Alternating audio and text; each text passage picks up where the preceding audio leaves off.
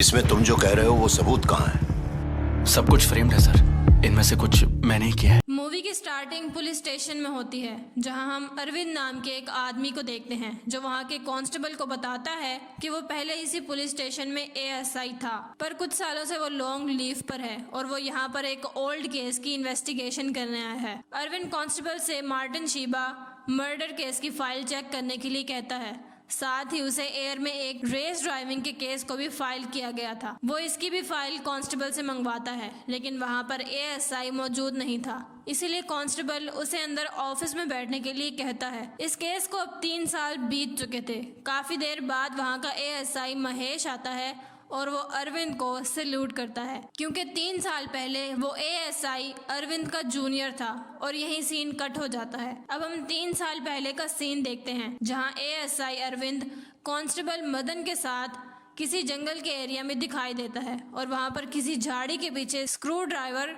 को प्लांट कर रहा होता है। यहाँ पुलिस वाले एक फेक एविडेंस प्लान कर रहे थे जो कि मार्टिन मर्डर केस से रिलेटेड था। वहां से उन्हें जाते हुए ऑटो ड्राइवर मुरली दिखता है, लेकिन अरविंद उससे ये कहता है कि उनकी बाइक बंद हो गई थी, इसीलिए वो वहां पर रुक गए थे। उसके बाद नेक्स्ट सीन में इंस्पेक्टर पवन एक चाय वाले जीवा से पूछताछ कर रहे थे, जिसमें वो ऑटो ड्राइवर मुरली के बारे में पूछते हैं, तो वो बताता है कि मुरली उस रात काफी ज्यादा ड्रिंक किए हुए था और वो मार्टिन के घर जाने की जिद कर रहा था। नेक्स्ट डे वहां पर एमएलए संद्रम की रैली निकलने वाली थी, जहां पर लोग मार्टिन शीबा केस को लेकर काफी अग्रेसिव थे, इसीलिए क्राउड में से कुछ गुंडे डीएसपी पर अटैक कर देते हैं। संद्रम डीएसपी पर इस मर्डर केस को लेकर काफ़ी प्रेशर डालते हैं, क्योंकि इसकी वजह से उनके वोट बैंक पर बहुत असर पड़ रहा था और वो चाहते थे कि जल्द से जल्द इस केस को सॉल्व कर दिया जाए। और पुलिस की इन्वेस्टिगेशन में उनका ऑटो ड्राइवर मुरली ही था। इसके लिए इंस्पेक्टर पवन से मुरली के अगेंस्ट चार्जशीट सुनाने को कहते हैं। इसके अकॉर्डिंग मुरली उस रात काफ़ी ड्रिंक किए हुए जीवा के पास आया था। उसने जीवा को बताया कि मार्टिन ने उसे 75,000 रुपए उसकी बहन की शादी में देने को कहा था, पर अब जब उसकी सिस्टर की शादी होने वाली है तो मार्टिन रुपए देने से मना कर रहा था, जिसकी वजह से मुरली मार्टिन से बहुत ज़्यादा गुस्सा था और उसी रात वो गुस्से में मार्टिन के घर गया, जहां उसकी थोड़ी सी बहस हुई और उसके बाद उस पेपर स्प्रे से मार्टिन और शीबा को बेहोश कर दिया गया और स्पाइरल स्क्रू ड्राइवर से दोनों को मार डाला। पुलिस को मर्डर पैलेस पर पेपर स्प्रे तो मिला था, पर स्पाइरल स्क्रू ड्राइवर नहीं, इसीलिए पुलिस को ये केस क्लोज करने के लिए उस स्क्रू ड्राइवर को जंगल एरिया में प्लान करना पड़ा था। मुरली ने शीबा और मार्टिन को पीछे बैकयार्ड में दफना दिया था और वहां पर एक बिल्ली को भी मारकर डाल दिया था, जिससे मार्टिन और शीबा की बॉडी के बारे में लोगों को पता न चल सके। उन्हें लगे वो स्मेल उस बिल्ली से आ रही थी, पर पुलिस ने उन्हें ढूंढ लिया था। लेकिन इस थ्योरी पर अरविंद को बिलीव नहीं था। उसे मुरली मासूम लग रहा था, क्योंकि मार्टिन का फोन स्पॉट क्राइम पर नहीं मिला था और मुरली कोई क्रिमिनल टाइप का भी नहीं था। बाकी के पुलिस वाले अरविंद के साथ नहीं थे। डीएसपी को भी ये बात ठीक नहीं लगी थी। अपनी जॉब बचाने के लिए उन्हें वो डॉक्यूमेंट प्लांट करने पड़े थे, वरना पॉलिटिशियन इस केस के डिले में उन्हें जॉब से डिसमिस कर सकता था। इस प्लान में टोटल 5 लोग शामिल थे और इसी प्रेशर की वजह से पुलिस वाले रात में मुरली को उसके घर से उठा लेते हैं। मुरली अरविंद पर बहुत ज्यादा भरोसा करता था, पर फिर भी अरविंद उसके लिए कुछ नहीं कर पाता और नेक्स्ट डे क्राउड और मीडिया के सामने पुलिस वाले मुरली को लेकर उसी जंगल एरिया में आते हैं, जहां पर उन्होंने स्क्रू ड्राइवर को प्लांट किया था और वहां पुलिस को वो एविडेंस के तौर पर मिल जाता है, जिसकी वजह से मुरली को जेल हो जाती है। कुछ दिन बाद इंस्पेक्टर पवन डीएसपी और बाकी को लोगों को बताते हैं कि उन्हें कल रात पेट्रोल पंप पर एक कार मिली थी, जिसमें एक चंदन नाम का आदमी था और उसके पास से उन्हें मार्टिन का फोन मिला था, पर उन्होंने रश ड्राइविंग का केस करके उसे छोड़ दिया था, क्योंकि अगर वो इस एविडेंस और न्यू सस्पेक्ट को कोर्ट में पेश करते तो वो खुद ही फंस जाते, क्योंकि इस केस में उन्होंने मुरली को जेल कराकर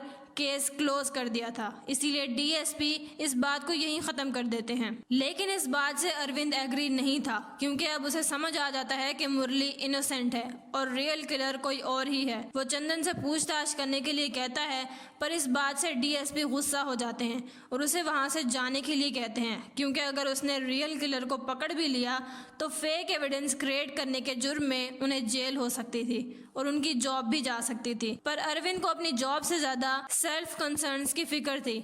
इसीलिए अरविंद सारे एविडेंस को लेकर फिर से चेक करने लगता है और इस केस की इन्वेस्टिगेशन शुरू कर देता है ताकि वो रियल किलर तक पहुंच सके। आगे अरविंद इस केस की इन्वेस्टिगेशन के लिए अपने सुपीरियर से बात करता है, पर वो डीएसपी के फ्रेंड थे, इसीलिए वो इस बात को टाल कर अरविंद को आईजी की फैमिली की प्रोटेक्शन के लिए लगा देते हैं, क्योंकि वो इस टाइम पर कहीं घूमने जाने वाली थी। वो जानबूझकर अरविंद को छोटे मोटे कामों पर लगा रहे थे ताकि वो इस केस की इन्वेस्टिगेशन ना कर पाए। अरविंद गुस्सा हो जाता है और 5 साल की लॉन्ग लीव ले लेता है और जॉब छोड़कर कहीं बाहर रहने चला जाता है। इस केस की वजह से दोनों भाइयों के भी रिलेशन बिगड़ गए थे। नेक्स्ट सीन कई साल बाद का दिखाया जाता है, जहां पर अरविंद अपनी गर्लफ्रेंड दिया के साथ होता है और तभी उसके पास उसके बड़े भाई डीएसपी की बेटी मारू की कॉल आती है और वो उसे बताती है कि अगले 3 महीने में उसकी शादी होने वाली है और उसे वहां पर जरूर आना है। इसीलिए वो शादी से 2 दिन पहले ही घर पहुंच जाते हैं और अरविंद और दिया को देखकर लोग काफी शॉक्ड हो जाते हैं। एक दिन ज्वेलरी की शॉप पर शादी की शॉपिंग करते टाइम अरविंद को वहां पर मुरली की सिस्टर दिखाई देती है। उसकी बहन उसे बताती है कि वो अपने भाई को किसी भी तरीके से नहीं बचा सकी और अब वो यहाँ पर जॉब करके बड़ी मुश्किल से अपनी जिंदगी गुजार पाती है। ये सब सुनकर अरविंद फिर से डिस्टर्ब हो जाता है और उसे गिल्ट फील होने लगता है, क्योंकि उन्हीं लोगों की वजह से आज वो दोनों इस दर्द से गुजर रहे हैं। उसके बाद वो मुरली से मिलने जेल में जाता है कि क्या वो उसे इतने सालों की आज़ादी लौटा सकता है। उसके बाद अरविंद इस केस को रीओपन करना चाहता था। डीएसपी को पता चल जाता है कि अरविंद मुरली से मिलने जेल गया था। वो उसे रोकने की कोशिश करता है, मगर इस सब के बाद भी वो जज मूर्ति के पास जाता है और उन्हें इसके बारे में बताता है और जज कहता है कि उसे अपनी बात प्रूफ करने के लिए सॉलिड एविडेंस लाने की जरूरत होगी। वहां से घर आने के बाद मारू अपने हस्बैंड और अरविंद के साथ सेल्फी लेने लगती है और वो फोन डीएसपी का होता है। तभी अरविंद उसके फोन में वही फोटो देख लेता है जिसमें चंदन का एड्रेस होता है और फिर नेक्स्ट डे अरविंद उस एड्रेस पर पहुंच जाता है। मालिक मकान उसे बताता है कि चंदन यहाँ कुछ साल पहले रहा करता था। वो उसे एक मूर्ति भी दिखाता है जो उसे चंदन ने ही दी थी, जिसके बदले में मालिक मकान ने उसे 5 लाख रुपए भी दिए थे। अब अरविंद को यहाँ पर पता चल गया था कि चंदन लोगों को चीट करके पैसा लूटता है। अब कुछ समय बाद का सीन दिखाया जाता है जहाँ पर अरविंद दोबारा से ड्यूटी ज्वाइन कर लेता है और तभी अरविंद के पास किसी लड़के की कॉल आती है। वो अरविंद को गालियां देने लगता है क्योंकि उसे लगता है कि वो चंदन है। चंदन ने उसे भी लूटा। रात को अरविंद क्राइम ब्रांच से चंदन का एड्रेस ढूंढने की कोशिश करता है और काफ़ी देर ढूंढने के बाद उसे एड्रेस मिल ही जाता है। साथ ही उसे यह भी पता चलता है कि चंदन 2 दिन बाद दुबई जाने वाला है। इसीलिए अरविंद नेक्स्ट डे ही एड्रेस पर निकल जाता है। वहां पहुंचने पर अरविंद चंदन से मिलता है, लेकिन जिसे वो ढूंढ रहा है ये वो चंदन नहीं। दरअसल किसी पर्सन ने चंदन के नाम इस्तेमाल करके सारे चीट और क्राइम किए थे और इसी वजह से वो ये सिटी छोड़कर दुबई जा रहा था। वहां पर अरविंद उसके फोटो को चीट किए हुए लोगों से आइडेंटिफाई करवाता है और तब उसे पता चलता है कि वो पर्सन हाइट में ऊंचा, लंबा और गोरा था। साथ ही में उसके लेफ्ट हैंड में एक टैटू बना हुआ था। इसी बीच एएसआई महेश उसे बताता है कि कांस्टेबल मदन की लास्ट नाइट हार्ट अटैक से डेथ हो चुकी है। अरविंद चंदन को छोड़कर वहां से चला जाता है क्योंकि अब उसे समझ आ गया था कि क्रिमिनल ने नाम और पहचान बदल बदल कर कई सारे क्राइम किए थे। उसकी रियल आइडेंटिटी किसी को भी मालूम नहीं थी। सभी को सिर्फ और सिर्फ उसकी पर्सनैलिटी के बारे में ही पता था।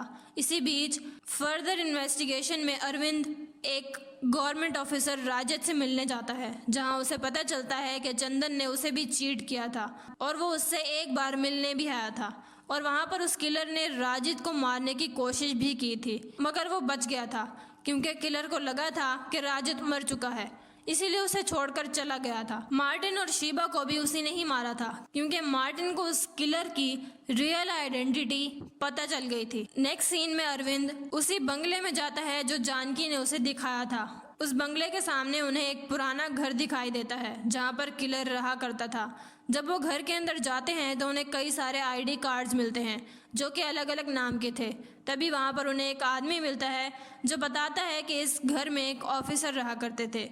वो इस टाइम छुट्टी पे हैं और 2 दिन बाद वापस आएंगे और वो आदमी भी उसकी वही आइडेंटिटी बताता है जो सब बताते थे।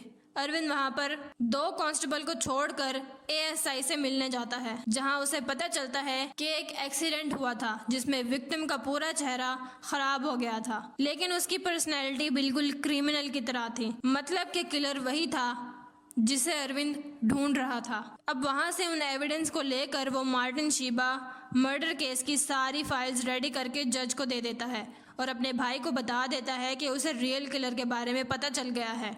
वो इस टाइम होटल में है। ये सुनकर उसका भाई और बाकी के पुलिस वाले किलर से मिलने के लिए निकल जाते हैं। इधर अरविंद स्टेट स्पेशल ब्रांच को कॉल करके बता देता है कि कुछ लोग एक ओल्ड केस की इन्वेस्टिगेशन करने की कोशिश कर रहे हैं, जो ऑलरेडी कोर्ट में प्रूफ हो चुका है, जो कि इलीगल भी है। इसीलिए स्टेट स्पेशल पर्सन उन्हें रात में ही पकड़ लेते हैं और अरविंद अपनी केस फाइल जज को दे देता है, जिससे अरविंद डीएसपी और बाकी लोगों पर इंक्वायरी कमीशन बिठाई जाती है। साथ ही मुरली को इस केस से रिहा कर दिया जाता है और इसके बाद मूवी के लास्ट सीन में अरविंद को किलर का एक लेटर मिलता है, जो कि 3 साल पहले का था, जिसमें लिखा था कि वो सभी पुलिस वालों को जानता है और वो कभी अपना चेहरा रिवील नहीं होने देगा। और इसी के साथ ये मूवी यहीं पर ख़त्म हो जाती है।